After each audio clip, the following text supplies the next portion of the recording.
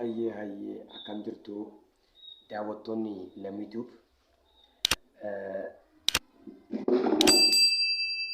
yeroo keenya eeggannee xiqqoo seerraa turuu namne paartii afaan Oromoo isa ittaan ilaalla jedheen ture gidduutti haaluma tokkoof waa biraa gidduutti hojjechuudhaaf sinirraa hafee tureera. Kanaaf har'a paartii afaan Oromoo isa tokkoon isinii qabadhee dhufee jira. Chaayinaalii kanaaf haaraa warri taatan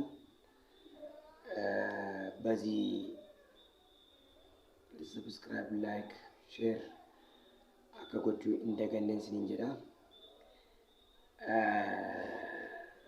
እንዴት ናችሁ? ሰላም ናችሁ? እንዴት ከረማችሁ? ሳምንት እንዴት ነበረ? ትንሽ ቆይቻለሁ መሰለኝና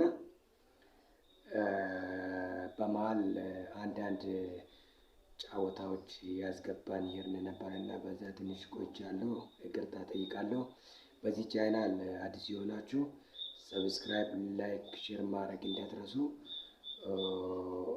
ማለት እወዳለሁ። አሁን ቀጥታ ወደ ዛሬ የምናየው ምንድነው አናባቢና ንባብ የሚሉት ነው። አራ ከንዳሉ akkuma engada sinibsuu kedhe engada qubee guddaa laalle qubee xiqqaa laalle turre har'ammoo afaan Oromoo keessatti maal akka haasaamuu qabu, maal akka baratamuu qabu ittaannee maal akka hojjechuu akka qabnu waliin ilaalla. Dubbifamaa fi dubbachiiftuu warra jedhan sanatti har'a waliin ilaallaa jechuudha. Kanaaf amma xumuraa sagantaa kanatti akkanaa wajjin turtan hawwii kootii galatoomaan jedha. Amma kallattiimaan gara barnoota keenyatti fuulleeffannaa jechuudha. Dubbifamaa jechuun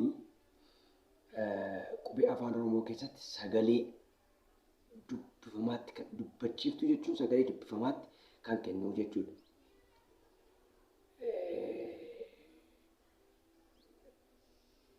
ተነባቢና አናባቢ የሚለው ቃላቱ ማለት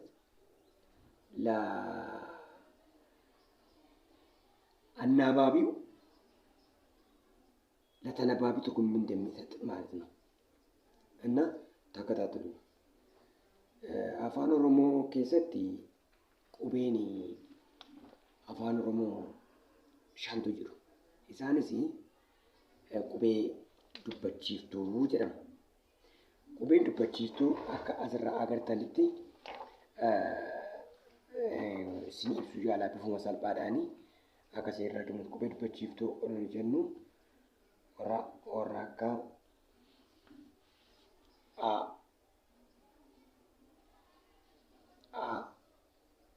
amma fakkeenyaaf namoonni baay'een keenya qubee guunnee kan barreessuu dadhabnuu fi maaliif sirriitti fakkaata? Maaliif qubee guunnee akka barreessuu dadhabnuuf kan sirriitti himu? Qubee A jettu kana amma fakkeenyaaf baan qofaa isaa dhaabachuu hin danda'u. Maaliif? Baa duukaa Aatu jira macarrashaa maal jira? Amma fakkeenyaaf baa'ii dubbifamaadha. Qofaa isaa ba jechuu hin dandeenya.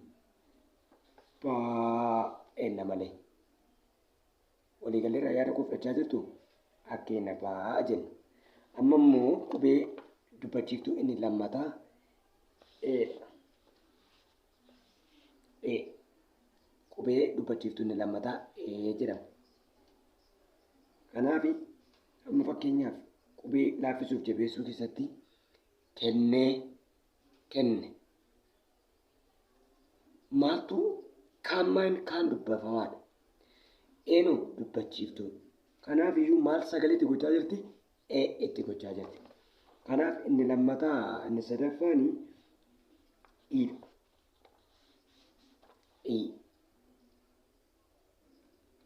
Qubee dubbifamaa inni sadaffaan jedhama. Dubbachiiftuu inni sadaffaan. Qubee dubbachiiftuu inni arfaffaan jedhama. Waliigallee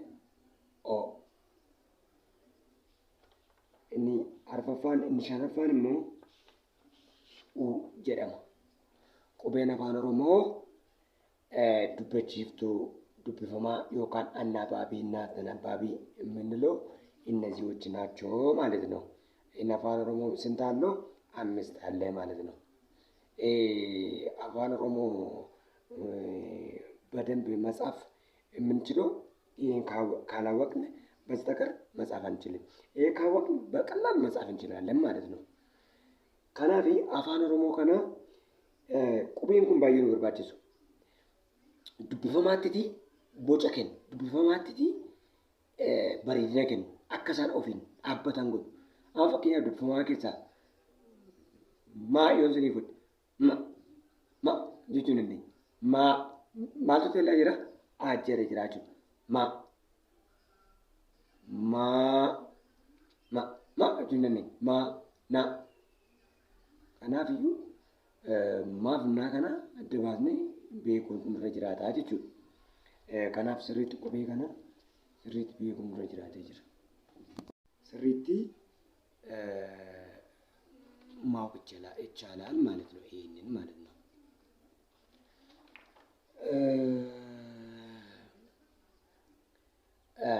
inni engate settime warra kami warri dubbifamaan warri jennu immoo inni immoo baarraa jalqaba.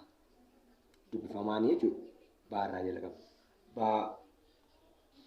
Caa daa maal ta'e keessatti eenyu jiru jechuudha. Ittaane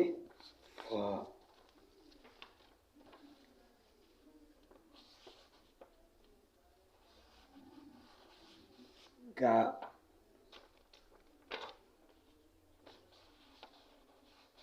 ha i ja maal asitti maal tura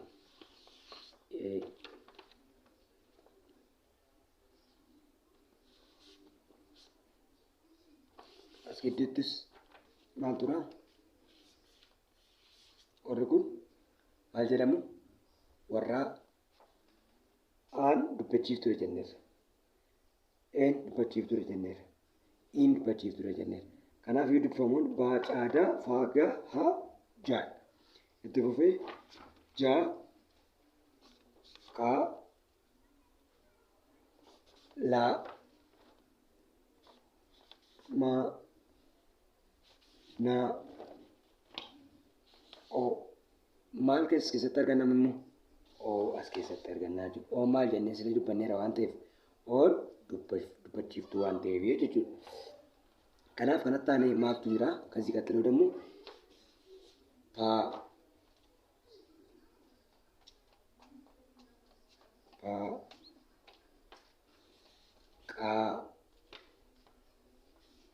raa saa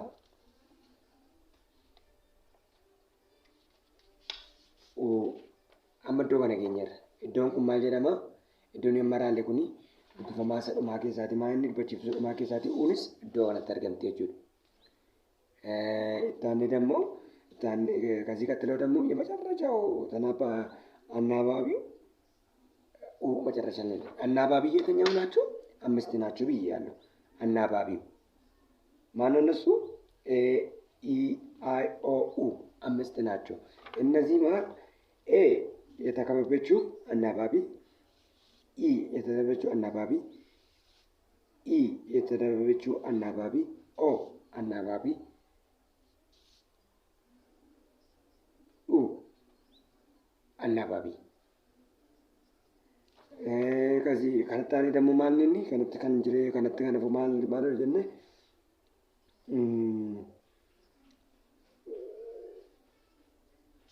ቫ ዋ ጣ ያ ዛ qubee 26 keessaatii qubeen shammaal oransiin hin jedhu baay'ee murteessoodhaaf baay'ee barbaachisaa kan ta'an. Amma fakkeenyaaf ijoolleen keenya yeroo baay'ee feesbuukii adda addaa fayyadamtanii ergaa adda addaa namaa caaftan illee baay'ee waan namatti tolu kan isin namaa caaftan. Kun rakkoon keessan maa inni maal beekuu dadhabuu qubee dubbachiiftuu kana beekuu dadhabu. Qubee dubbachiiftuun kun eessatti dheerata, eessatti gabaabbata? Eessatti immoo dheeratu, eessatti immoo hin gabaabbatu? Jennee yoo ilaalle jennee yooma fudhanne bifa salphaan asirraa baruu dandeenya. Amma fakkeenyaaf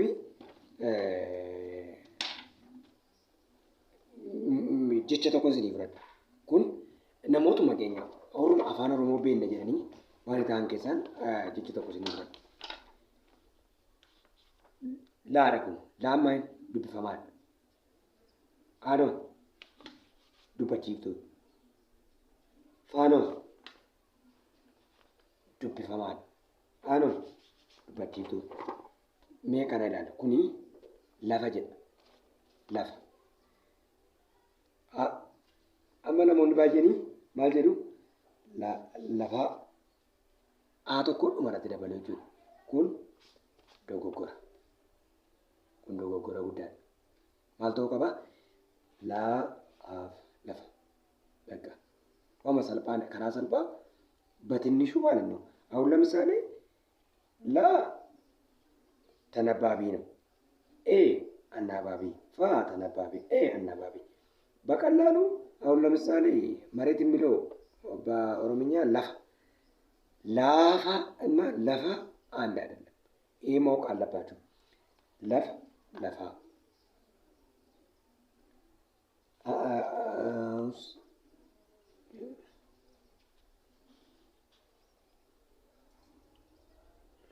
ሁለተኛ ደግሞ ከአንተ ጋር ናኒ በፈቀኛፊ እንትን ይብራል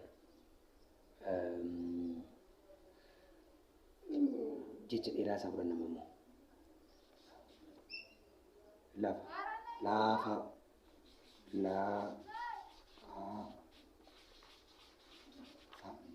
አጀረኩኒ ላፋ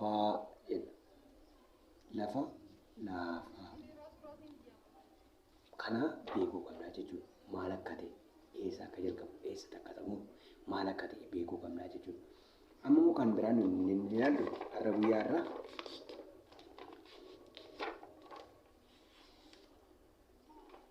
kan biraan inni ilaallu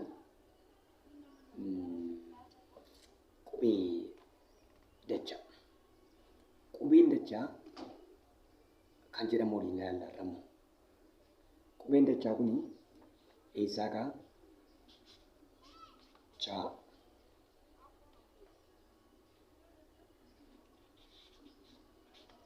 Dhaa.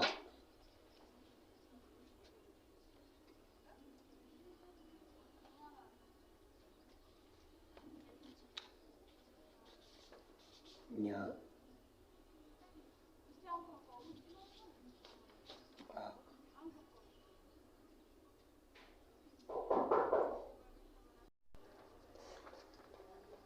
Akkuma asirratti chaa, dhaa, nyaa, phaa, shaa. Eegasaan kun bakka shanitti qoodamu jechuudha. Bakka shanitti. Maali?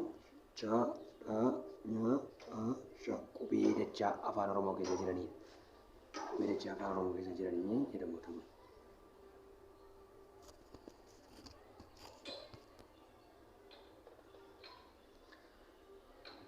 Fakkeenyaaf jara kanaaf maqaa yookaan itti baasuu dandeenya. Fakkeenyaaf nyaachuu,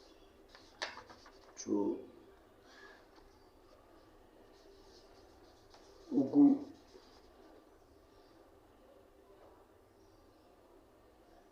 maqaa namaallee waamuu dandeenya. Phaawulos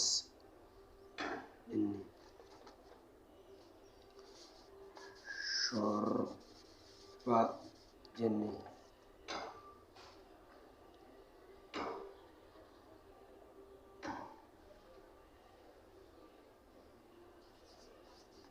jaruu jennee maqaa namaa, maqaa waan adda addaa, maqaa wantootaa waamuu dandeenya jechuudha. Bifa salphaadhaan kan keessatti bifa salphaadhaan maqaa nama guddaa, maqaa adda addaas qulqullinee waamnee diriiruu dandeenya. Kanaafiyyuu qubee nuyi irra barree qubee maaliiti? Qubee dubbachiiftuu dubbifamaa fi qubee dachaa afaan Oromoo keessa jiran ilaallee jirra jechuudha. Bifa salphaadhaan afaan Oromoo saafuun akka danda'amu gamanumaan isinitti himuun barbaada. Bifa salphaadhaan utuu hin yaaddeen yuutuubii kana afaaraa warri taatan subscribe, like, share gochuu hin dagatinaa isin jedha. Kanaaf qubee kana sirriitti baruu qabnaa jechuudha. Meeqa akka ta'e qubeen dachaa afaan Oromoo qubee afaan Oromoo keessatti meeqadha isaanii? Shanidha. Shan. Isaanis eenyudha? Cha, dha, nya, pa, sha jennee iddoo shanitti qonnee ilaallee jirra jechuudha. Kanaaf sirriitti hubachuun irra jiraata jechuudha. Kanaaf sagantaan keenya irraa kana fakkaata ture. Waan wajjin turtaniif obsa keessaniif guddaa galatoomaa isiniin jedha. Adaraa waan isinitti madhu namoonni viidiyoo kana ilaaltan, namoonni yuutuubii kana hordoftan like, share gochuu hin dagatinaa. Irra deebitanii view gochuu hin dagatinaa. Kanaaf yoo isin na jabeessitan jabaadhee waan guddaa isin barsiisuu danda'a. yuutuubii chaayinaalii kanarratti waan hedduu jalqabnee jirra. Koomeediiwwan adda addaa jalqabnee jirra. Namoota afaan Oromoo hin beekne baay'ee isaanii barsiisaa jirra. Sabaaf sablammoota afaan Oromoo hin beekne baay'ee isaanii barsiisaa jirra. Afaan Oromoo kun akka inni waaltaa ta'ullee gochuuf yaalii guddaa gaggeessaa jirra. Kanaaf kanan isinitti yoo jiraate chaayinaalii kana subscribe, like, share gochuu hin dagatinaa. Chaayinaalii kanarra waan guddaa akka bartan abdiin qaba. Namoonni qubee guutanii barreessine akka isaan qubee guutanii barreessuu danda'an akkan godhu abdiin qaba. Yoo na bira dhaabattan